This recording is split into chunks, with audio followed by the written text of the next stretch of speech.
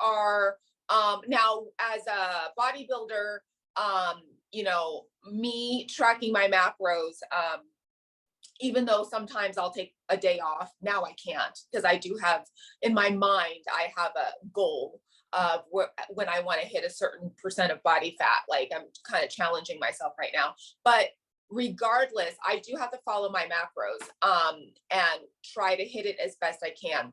But I feel that the nutrition is so important. And then the training is like such a good complement to it.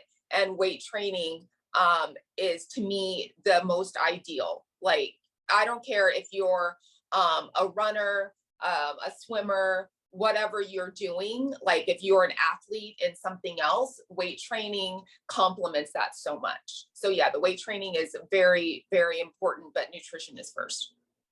Yeah, absolutely. And we keep going off track, but you said something I want to pick up on. You track macros, sorry. Do you feel that you could ever do it intuitively, or do you feel you have to track?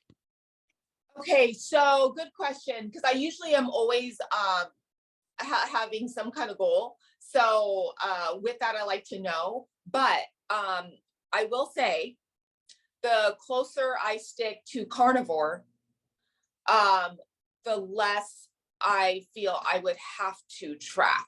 I'm tracking now because I have to reach a certain goal, so it's imperative. However, I remember even last year in Steak and Butter, I was talking to someone about it. And yeah, I was loosely tracking, I think, sometime last year. And it's always when I'm closer to carnivore that I can do that.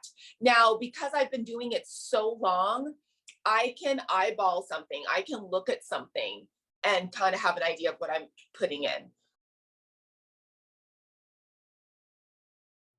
Welcome to another video. Today I'm talking to Ayana about, well, training, being a bikini athlete, the way she eats.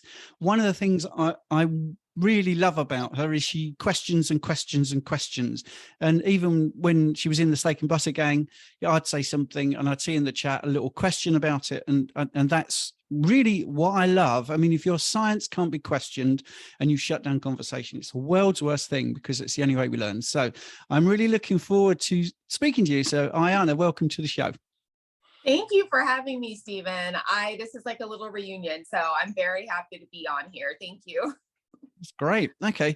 So I always start with a very broad question, and then we'll get more particular about your training and being a bikini athlete and all that sort of stuff. But the broad question I always start with is, what made you consider and then become a carnivore a carnivore dieter, basically? Yeah. So I have always been attracted to low carb way of eating. Because ever since I was a teenager, I came into contact with a bodybuilder, and I didn't have weight to lose as a teenager. I was obese for a couple of years when I was like 10, 11 years old, but I lost the weight.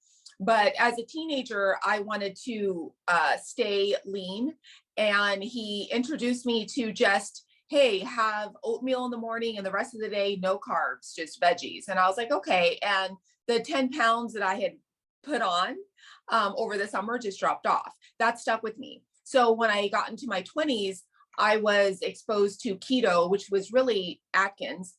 And I remember for a stint, I did that and the weight just melted off.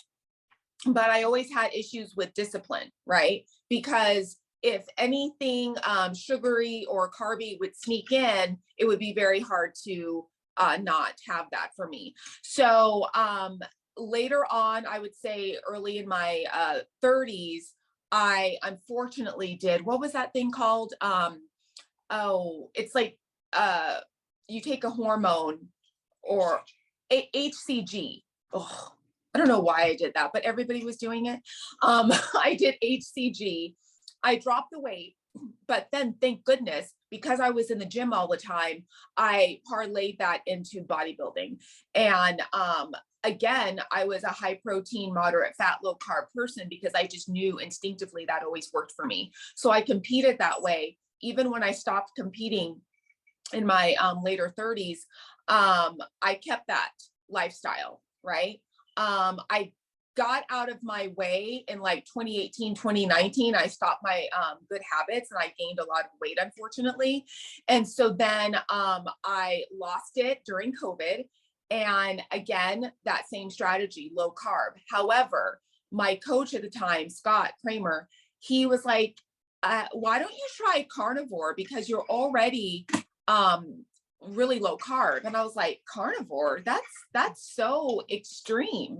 So he was doing it and I was like, why not? That's when I found Meet RX and you were there. I remember seeing you. And I was just like kind of lurking. And then I decided to commit to carnivore just to get the last few pounds off. That's how I was thinking, and it worked. And I stuck with it. And that's when I went to steak and butter and was exposed to so many more carnivores. Since then, that was spring of 2021, right? And so it's been a year and a half.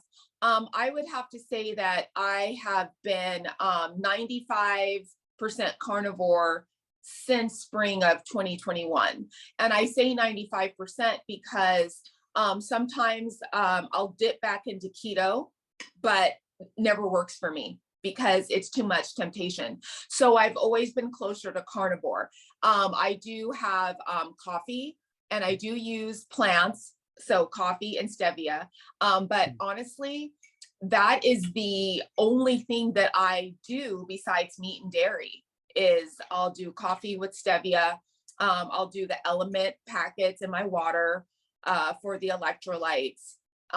Once in a while, I'll put some protein powder in my coffee to get extra protein. That's it.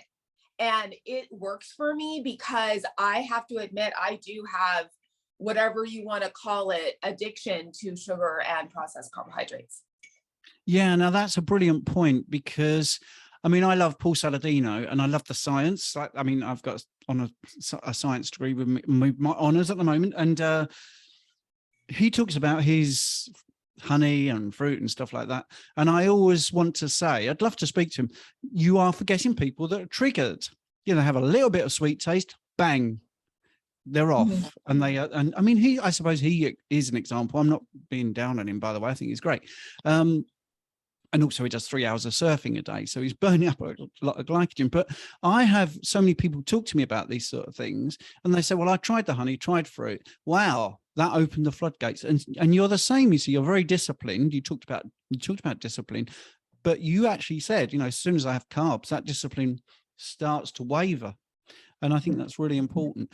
And before we got on, we spoke about something, and I think it actually, I was going to leave it to near the end, but I'd quite like to dive into it now because you've talked about being high protein and you've even had some in-body scans and some bits and pieces. Shall we talk about that? Yes, definitely. Most definitely. I'd love to because like you said, I do question things but sometimes I think, man, I knew better because I have done the lower protein, high fat because truly that is keto. Like keto is, higher fat, lower protein if you follow the true ratios. But because I was introduced to low carb or whatever with a higher protein way, I've just always gravitated to that. But in the summer, this past summer, when everybody was talking about Dr. Bob's ratios and everything, I tried it for like 7 weeks. I don't know why I stuck to it that long, but I did. I was like, okay, let me see how this works. So I did.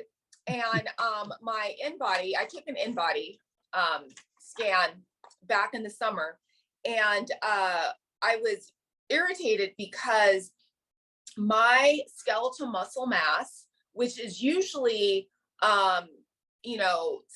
61, 62 or higher, right? It had dipped to 59, and my body fat got up to 23%. For after doing that ratio of 80% fat, lower protein. And because I know you know this, because it is so hard to add and retain muscle, especially if you've been training for many years. Newbie gains are awesome, but I'm not a newbie. So it is so hard to gain and retain muscle. It is like a daily effort. So when I saw that, I was extremely angry. So I know that hormonally people use it and it works for them. And by all means, do that if that is what you need to do. But it didn't work for me. So then I quickly transitioned and I went back up to, I'm more of a, if I have to put a number to it, I think I'm more like 60% fat, and the rest like 30 protein, 10 carb, if any, sometimes. So I have been now doing that and continuing lifting heavy, like I always do. That never stopped. And now my skeletal muscle mass has increased to 62.8, while my body fat now is 20%. So my body fat dropped, my skeletal muscle mass increased, and I've dropped a few pounds because I'm on a cut, but that has made me so happy. But the only thing that has been different, honestly, is that I increased my protein back to what I like it to be. Yeah, and the scan there is really interesting, but I'm going to be very old fashioned here, because I mean I did a bodybuilding tournament in my 20s, and it is addictive. Did you see a difference? So let's forget the scan for the moment. Did you even see? Just look at yourself, and think, yeah, this is not really how I want to go. Yeah, I felt like my muscles didn't pop as much during that time. You know what I mean? I just didn't feel, I would look at myself in the mirror, because that's a way of tracking, if you just want to just take measurements and look in the mirror. I didn't feel like my muscles popped as much. And since I've been doing higher protein, moderate fat, I never do low fat. Let's get that cleared. Never. But because my fat, to the regular people who aren't in the keto carnivore space, my fat is very high. Yes. But yes. but yeah, I feel like my muscles pop. I don't know, I just have a better look with the higher protein. That's just my observation. So yes, I mean you're not doing it for fat loss per se, you're doing it for definition, and we need to make that clear to people, because the world is full of dogma and, oh, I'm going to do this, it seems to work for everybody. That's not how carnivore works. It's very individual, and it's also individually driven by goals. And that's one of the things that is very often forgotten. I have people come to me who want to gain weight. So yes, there's a huge amount of people that want to, well, let's not talk weight, actually, let's talk fat. They want to gain muscle and lose body fat, or they've got no body fat, but they've got no muscle. So that two completely different people. I also have people with a lot of muscle, but a lot of body fat. I have people with no muscle and a lot of body fat. So different ratios are going to work for different people. And I think that's a big problem for me, is hearing very dogmatic, eat this, do this, that sort of thing. So we're talking about you as an individual. I'm interested in you as an individual. But obviously there will be people that are like you, exactly like you. Lots of females working out want to be bikini athletes, or they just want to look good. They like to see a little bit of muscle. So let's talk a little bit about your training, but I'm going to put my proviso in, which you've heard me say before. There's no point training if your nutrition is not good. You have got to get your nutrition right first. Do you feel the same? Oh, 100%. I feel that diet, and diet, I don't care if you're trying to lose, gain, or maintain, your diet, what you eat, is the most important. You have to have that dialed in my opinion. So with that said, if you are now as a bodybuilder, me tracking my macros, even though sometimes I'll take a day off, now I can't, because I do have, in my mind, I have a goal of when I want to hit a certain percent of body fat. Like, I'm kind of challenging myself right now, but regardless, I do have to follow my macros and try to hit it as best I can. But I feel that the nutrition is so important, and then the training is like such a good complement to it. And weight training is, to me, the most ideal. Like, I don't care if you're a runner, a swimmer, whatever you're doing, like if you're an athlete in something else, weight training complements that so much. So yeah, the weight training is very, very important, but nutrition is first. Yeah, absolutely. And we keep going off track, but you said something I want to pick up on. You track macros, sorry. Do you feel that you could ever do it intuitively, or do you feel you have to track? Okay, so good question, because I usually am always having some kind of goal. So with that, I like to know. But I will say, the closer I stick to carnivore, the less I feel I would have to track. I'm tracking now because I have to reach a certain goal, so it's imperative. However, I remember even last year in Steak and Butter, I was talking to someone about it. And yeah, I was loosely tracking, I think, sometime last year. And it's always when I'm closer to carnivore that I can do that. Now, because I've been doing it so long, I can eyeball something, I can look at something and kind of have an idea of what I'm putting in. So, you know, on that level, I think I'll always be able to track. But as far as putting it in my phone, I feel that with the knowledge I have already, and when I'm closer to carnivore, I don't necessarily have to track it in my phone and like be so, you know, rigid. Brilliant. So let's talk about the practicalities of your day. So your eating frequency, and a big thing I think is underestimated is when you eat, the timing, whether you start early and finish early in the afternoon, or can you just speak about how you eat sort of on a day-to-day basis? Yeah, definitely. So I do, I don't fast ever. At least I don't think, I don't know. I don't pay attention to that. So when I wake up, I have water and I have coffee, and I'll have protein in my coffee. It's like a little fat. So a little cream, little protein. Because I work out, I train first thing in the morning. So have I worked out dry fasted, just water? Yes, I did that yesterday actually. But it's just not ideal for me. So I like to have coffee and protein with a little fat in the morning. And then I just go and train for 45 minutes to an hour, legs or upper body. I switch off and on, right? And then after that, I get ready for work. When I get to work, I have a break, and that's when I have my first like meal. And that is usually around 7 or 7:30. So I wake up at 4, and then I have my coffee and then train, and then I eat around 7:30. And then I don't eat again until noon. So I'll have something at work, right? And then after work, now I'm doing cardio.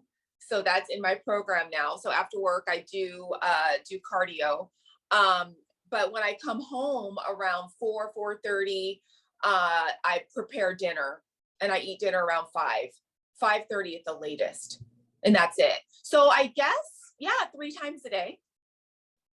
Brilliant. Yeah. That's cool. That's cool. Yeah. And you answered one of the things there many people ask about, whether to train fasted or not fasted. You hit the nail on the head, because I always answer, it depends how you've been brought up, how you've trained. I now train fasted, but that's not how I was brought up or I mean, I did personal training, and I was a semi-professional soccer player, and doing any exercise without any food in me was just indoctrinated into me. But I find fasted works for me. But if it's in your head and it works and you need to eat first, I'm also a fan of that. And Yeah. I smiled because I know we've spoken, and I know we disagree about cardio. So, and I'm quite happy. Love it. I think when you're trying to go muscle, I don't think you need it, but there you go. And I can remember, I'll tell you a lovely story, actually. I've never said this publicly. It was many, many years ago when I did my bodybuilding show. I was 23. It was a natural show, by the way. Do need to mention that. I wasn't. Yeah. And the day after the show, I actually went to LA to go to Gold's Gym, not because I was part of anything. I went to Gold's Gym to train after the bodybuilding show. And one of my favorite people to look at was Sean Ray at that point. I used to read Muscle and Fitness magazine. Yeah. I'd been and met Sonny Smith in England, doing a show, watching Dorian Yates and all that. But Sean Ray was one I was particularly a big fan of, and we ended up on the stationary bikes together. And I have never seen anyone sweat so much. I wouldn't do that now. Well, I would to talk to him, but so it was interesting to see someone at the top of the game. And now, obviously, I'm not breaking any rules here. Most of those people were not natural. Oh, yeah, of course. But they still needed to train hard. They still needed to eat right. And I can remember an experiment where some of the guys did try high fat and no cardio. So it's not revolutionary or anything new. Everyone's always looking to get an advantage. So obviously, it's working for you. That's fine. And you nailed it right there, to get an advantage. Because when I lost my weight, like lifestyle during COVID, I did not do cardio until the last few months to really get the rest off. Like the whole time I was dieting in that deficit, I really did not do cardio. It was just lifting and the eating what I needed to eat. But for this, because I am trying to reach a level of body fat, for who knows what will come of that. But I do want to reach a level of leanness that I have had in the past on stage. For me, it has taken cardio. I've needed it just to get that last bit off. And because I am natural, I've noticed that, I usually have to work a little harder to get that look and to achieve the goals, because we can't spot reduce. And that's the thing. So up here, I'm like, okay, I'll be ready like 2 months out, right? Down below, I usually am not ready until like 2 weeks out. So it takes longer for the lower body, even though upper body people might be like, are you okay? But I'm like, well, I'm not done yet, because you have to see everything. Yeah, it's brilliant. I can remember, that's really funny. I can remember when I did that tournament, and I will put pictures up of you, and I'll put some pictures up of me.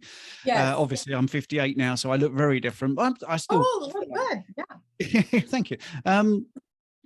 So you mentioned there about fasting. Actually, we're going to, I was going to say, I wasn't ready really for that show 2 days before. The last 2 days, I already felt I was happy, but 2 days in, I can remember talking to the guys at the gym and saying, I really don't want to do this. And the guy that ran the gym was in the seniors, and he said, just don't sweat over it. You look great, and it will happen. It will happen to you. And it did. And I just trusted the process, which is a real glib cliche, but you do have to trust it. Patience is a big virtue in this way of eating, definitely. You mentioned fasted, that you don't fast. So why don't you fast? Well, gosh, honestly, okay. With this way of eating, I am intuitive with meal timing, right? So I can go hours without eating because if I'm simply not hungry, especially if I've had enough fat in that meal, right? If I don't have enough fat in the meal and it was more protein, which I try not to do, but sometimes it happens, I get hungrier quicker. Like I'll get hungry instead of like being able to go 5-6 hours, I'll need to eat in like 3 or 4 hours. But to actually fast, like I like to eat, and I think that I'm just like, I don't know. I do like to eat. And so maybe it's just the habit or the practice of eating is what it is, honestly, because it's not like cravings. It's not like, oh, I need to have this. Like I don't have cravings like that at all. And if I do, I take that source out. Like I was doing sugar-free gum a couple of days ago, way too much. And I was like, I need to stop. So sugar-free gum is out. Like I can't do it. Right. So if I recognize something, I take it out. That's, becoming uncontrollable. But fasting, I have done it once in a while. But yeah, I'm just not attracted to it. And I know that to fast properly, you need to be very fed, also. So if I ever do maybe like dive into it, it would most definitely be after I am done with this challenge I'm doing with myself, to get very lean and to see what's underneath what I've built. Love what you just said, because that's my biggest thing. It is about being fed before you go into the fast. It's not about reducing calories, which many people keep saying, oh, it's because you're not having calories for 2 days. Because if you don't feed yourself enough, you will have problems. And that leads me to another question, which I haven't asked you. Maybe I should have asked you at the beginning. I'm not a professional interviewer. Right. And apparently it's supposed to be linear, but anyway. So have you ever had health issues? Because a lot of people fast therapeutically and definitely see resolutions of health issues. Have you ever experienced that? No, honestly, I've never had, because I know in this community, that is what I definitely noticed a lot of. A lot of people have health issues, and that's why they're drawn to carnivore. And I never connected that way. Yeah, digestion Hmm. is optimal on this way of eating. That definitely I've seen a betterment with that. So yeah, no major health issues for me. I would say like in my mid 30s, mid to late 30s, I did have a partial hysterectomy. I still have my ovaries, but because I had fibroids, and I did have them in my early 30s, and I competed successfully having that issue, and they were just getting bigger and bigger, but you could never tell. And so finally, they're like, we need to get them out. And I was like, okay. I didn't know any better. I didn't know about carnivore. I didn't know about certain things that I could probably do instead of having them taken out. But I did. So that is like the only thing that I can say I've dealt with. Mm. Yeah. Yeah. And at 44, you've not had any problems since then, have you, by the sound of it? No, no, No. no. It's my hormones are good. I mean, as far as how I feel, I was just saying to my husband that I was like, oh, I do want to get my hormones checked soon to see where I'm at, and so that I can have an idea. But I mean, I feel fine. Lovely. Actually, what I would love to suggest, I'm a qualified phlebotomist and I can talk about that. If Yes. you want to do a live or, a recorded go through your bloods, I'd really love to do that at some point, especially now Oh, I that know would a be bit fun. more about your back. Yeah. Now I know about your background, because that will be very interesting to a lot of women watching, because a lot do feel that once they've had that hysterectomy, they're going to have problems. And that isn't always the case, actually. No, Um, no. and some people don't have a hysterectomy and they have problems. So it isn't, it's not Yeah. a bad And, thing well, for and people. I think it's because I still have my ovaries. Mhm. So I think that's like a major thing. Now if I had done a full, which would have been totally unnecessary, then I think the story would be very different. Yes, I think it would have been. Yeah. Right. Okay. Let's go back to training then. So, Mhm. sorry about diverging to people watching. Hey. So let's talk about what you currently do, and then we'll talk about whether there's been a big change from how you used to train. So, very interested in your sort of frequency, whether it's daily, recovery days, how you actually train. I know you said you'd spend 45 minutes to an hour. So I Yeah. obviously want to know about your rest periods, but let's get into what you do at the moment.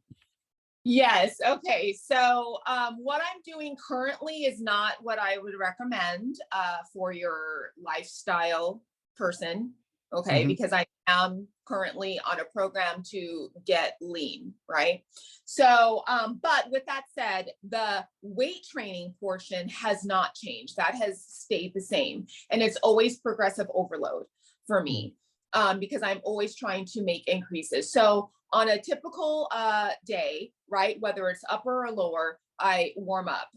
So like I'll do, like if I'm doing glutes and hamstrings, right, I'll warm up on the hamstring. Gosh, I should know the name. But anyways, I'll go on the hamstring curl machine, and I'll do like 3 by 15, right, at a low weight, just to warm it up, or I'll put the bands on and I'll do lunges or, things like that, just to warm up the muscle, right? And activate the glutes somehow. And then I'll go into my compound movement. So if it's lower body day, it's usually the glute bridge, the hip thrust. There's a machine that I use and you just load the weights. And so I'll do like a warm up set, and then I'll go into a few working sets. So that's increasing the weight each time. And then my last set will be very heavy. And that's when I really try to hit that progressive overload. So I'm trying to maybe increase the weight from previous time by maybe 5 pounds, or maybe it's the same amount of weight, but maybe 2 more reps, right? So that's my compound. And that's usually around 4 to 6 sets, once I get to my heavy set. After that, the rest of the workout is accessory movements, really isolated movements for glutes and hamstrings. And I'll usually superset. So I'll do like, I don't know, curtsy lunges, superset with plie squats. So I'll do, a set of 15 and then jump right into another set of 15 of the other exercise. And I'll do that 2 more times, right? 2 or 3 more times. And then I'll do maybe a couple of other exercises, glute extension, cable pull throughs, anything to target that isolated area that I want to work on. And then that's it. Usually after that, then I'm done, so, because Jonathan asked me, composition consultant, he asked me how many sets and reps, and I would have to do the math, but hopefully that is understanding. You understand what I just said. And the same thing with upper body. The next day would be upper body, but like I'll warm up with like pull-ups, right? And then I'll go into overhead press or whatever. You know what I mean? Yes. Yeah, I'm writing it down, because one of the things I'm thinking I might do is write out your workout and give people that are watching an interactive link to have a look at the workout. And okay. Yeah.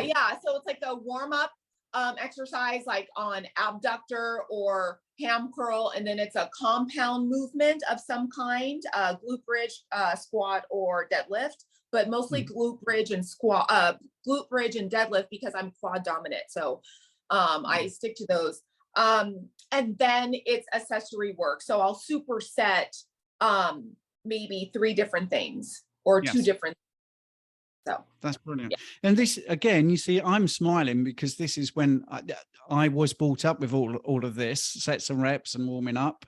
And now at 58, I don't warm up and I don't do sets of reps. I do 1 set. But that, I'm loving that you smile, because that's a really big thing. You've got to listen to your genetics and how your body responds. So do you have recovery? Have you factoring recovery days? Do you have 5 days on, 2 days off? How do you do it?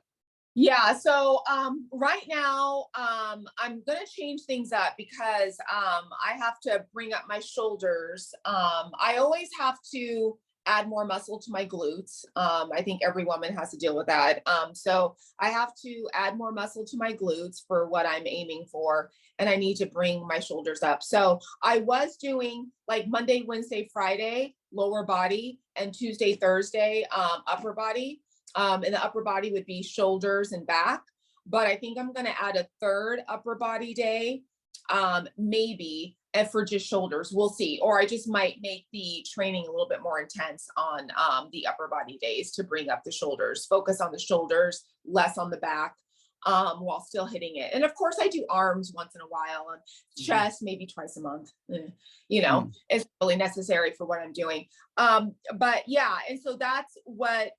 It's usually 5 days a week. It might go to a 6th day, depending on how I'm developing.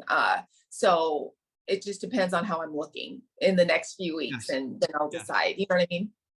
And then now I'm doing cardio also. Recovery. I'm sorry, you asked about recovery. So as far as weightlifting, I always have 1 or 2 days of no lifting, 1 or 2. And then I'm active every day. So so that's every day. So, but the cardio is, it's there right now. It's there. And so What do you do? What is your cardio? So I do the stairs because it's going to hit the glutes as well as a really effective calorie burn. The stairs is like optimal, but I also love running. So it'll usually be like stairs, and then sometimes I'll do like running, but it'll be walk running. So I'll do like walking uphill right? 8% or higher incline. And then I'll bring it down and I'll just like run for like 5 minutes. And if I'm feeling really good, a full mile. And then I'll go back to walking on a high incline and kind of go back and forth. And it really like, I love the combination of that. And it makes it more fun. And so it depends on my mood. So sometimes I'll do the walking and running because I just enjoy it more. And then other days I'm like, I'll do the stairs. So Brilliant. Yeah. And I'm a big fan of movements that are functional. So like the stair, I think is great. Activating your glutes. And this is for people, actually, let's clarify, for make it broader, for as many people won't be into bodybuilding or competing, just looking at exercise. Yeah. One thing I say in the meetings is intensity is what's intense for you. So if you're stuck in a chair today and you're watching this and thinking, well, this is no good for me, well, start getting out of the chair. Use that as a squat. And don't think, wow, I've got to look like, Ayana does in the, in my bikini. Just start moving. And that's what I think is very lacking in the health industry or the workout industry, is actually saying to people, if you're nowhere, and you said it right at the beginning, if you're a newbie, you will get gains. You'll get gains that us experienced people would love to get, because from no training to some training, in 6 weeks, you're going to look different if you just do something that pushes yourself a little bit. And we're not talking about a 5-minute run or a mile. We're talking about getting out of your chair, just going for a walk, just doing things to get you moving. But as long as it's a little bit hard for you, there's if you're getting out of the chair and, I can do that once, that's my exercise. No, it's got to be, back on the chair, then back up and down and back up until you're like, wow, this is quite difficult. That's it. I agree 100%, because that is progressive overload. So it makes me think of my mother. She's no longer with us right now, but that's what I would tell her. I'm like, look, for you, standing up, sitting down, standing up, sitting down. If you can just do that 5 times, that's good. Then next time, try 10.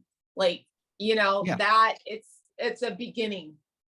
Yeah, absolutely. And I think that's it. Every journey starts with that first step. And one of the things I would say, I'm very unusual, as in I did one competition and I never did another one, but I loved it. I loved going through the competition.